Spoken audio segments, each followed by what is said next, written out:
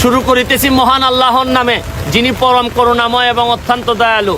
সিলেট বিভাগের প্রায় অর্ধেক পানির নিচে চলে গেছে। সিলেট সদর এবং সুনামগঞ্জ এই দুইটা শহরই প্রায় পানির নিচে।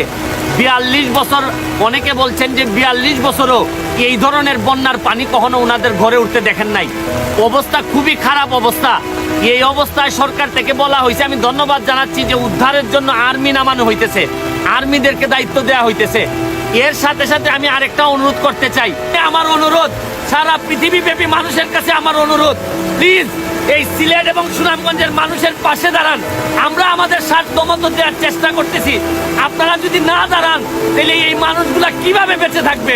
আর আমি আবারও আপনাদেরকে অনুরোধ জানাচ্ছি, সর্বশক্তি নিয়ে চলেন আমরা সবাই দলমত নির্বিশেষে নেতৃবৃন্দ সহ সবাই সুনামগঞ্জে এবং সিলেটের মাটিতে যাই, গিয়ে মানুষের পাশে দাঁড়াই। এইটাই হবে শাহজালালের উত্তরসূরি যারা, তাদের প্রকৃত আদর্শ। এবং আমরা যে দল করি না কেন, মানুষের স্বার্থের পরিপন্থী কোনো কাজ আমরা করতে পারি না। ভালো থাকুন, সুস্থ থাকুন।